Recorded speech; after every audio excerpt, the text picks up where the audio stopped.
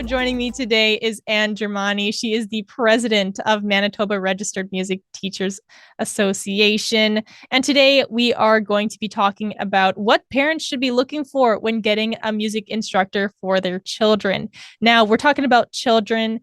And is there any kind of age limitation for signing your kids up? Like, is 5 years old too young, or what's that like?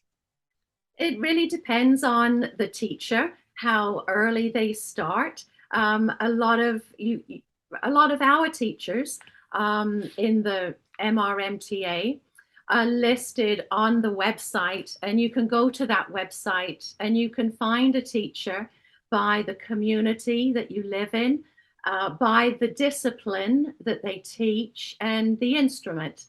And with that, they may have a specialty. So you might see early childhood music education, or you might have university teachers listed. So each teacher kind of has their own specialty. But obviously for many who have early childhood teaching, they have programs, and a lot of teachers do nowadays have that training with young children as well. And this is where parents can find a teacher that way, and there'll be all the contacts so that what teachers, what families can do, parents can do, is seek an interview, set up a meet and greet, either in person or by phone or by Zoom, and then ask questions just like that. I've got a 3-year-old who's really interested. Do you have a program?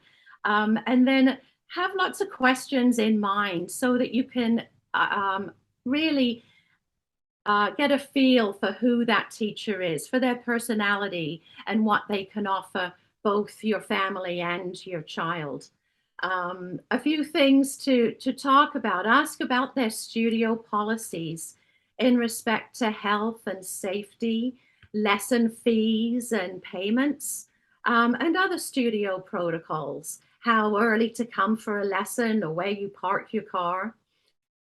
Whether or not the teacher will teach privately or in group lessons, especially for younger children. They like that social interaction of learning with others. And then what kind of music would that teacher provide or teach? Would it be a more classical route, or jazz and blues, popular, or a mix?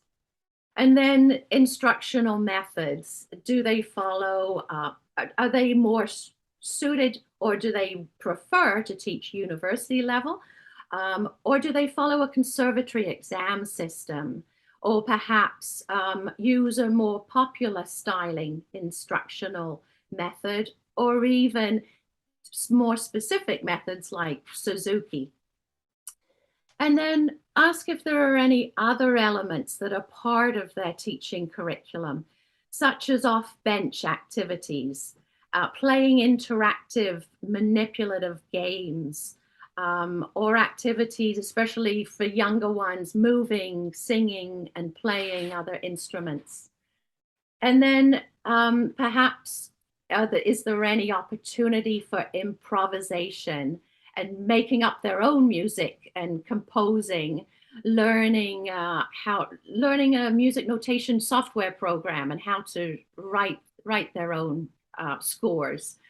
And then particularly important nowadays is, does the teacher use technology in the studio, such as computers, devices, instructional software, digital and electronic instruments, because that's a language that they're very familiar with, and to make those connections can be really fun and engaging. And I mean, that's the bottom line. Teachers and students want to have fun. And so those are a few things that you can, some questions that parents can throw out there. And then there's always that question of how much practice are they supposed to do? But even talk to the teacher about how to encourage that, and what what the teacher expects of the students, also what the teacher expects of the parent, and then ask ways in which you can help support the learning of the student, and help that way. That's very important too, to have that relationship. The MRMTA has many programs that are available for teachers, and teachers provide many opportunities for their students through recitals, workshops, and master classes. There are scholarship competitions, and composition competitions as well. So ask about that. What other things do you do outside of your studio, so that we have a bigger musical community that we can access. The MRMTA in November will be having a Canada Music Week event where we celebrate Canadian composers, their compositions and performances. And so there'll be a recital, all ages, all levels. And there, in the spring, there's a music-thon that, again, all students can participate in as well. So, and that's where the fun comes, is when teachers and students can interact together and share their music, and have fun that way. So there's a few ideas.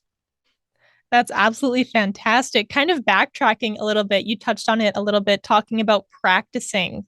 How or what are some ways that parents can help encourage and make practicing fun at home? Because I know getting motivated is hard for kids, I guess, to get practicing going.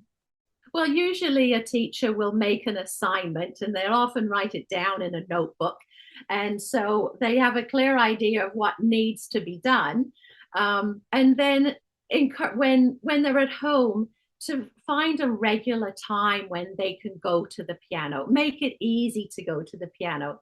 Though I had a student whose parents moved the piano from the family room to the basement exercise room. Well, the child did not want to go down to the exercise room to practice. It was just not cool at all. And practice wasn't getting done, because they really didn't like that experience.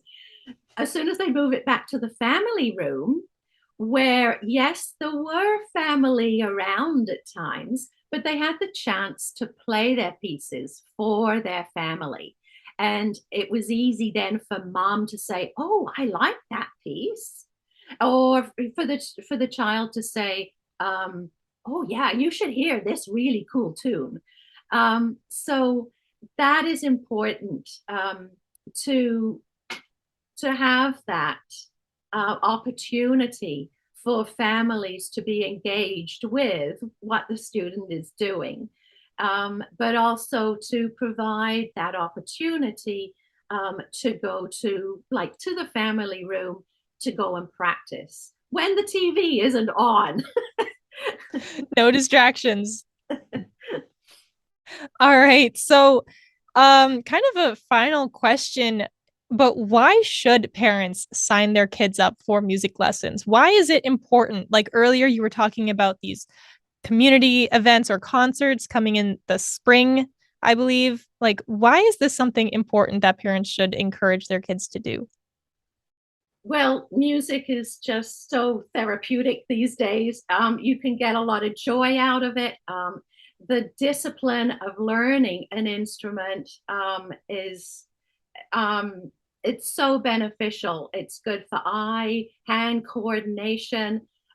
Well, music makes you smarter. It engages you, in the mind, the body, the spirit, and and really the bottom line is it's fun, it's engaging, and it's a social thing to do as well. So there are just so many benefits. Exactly, 100%. Well, Anne, thank you so much for joining me today. I appreciate it. You're very welcome. Thank you.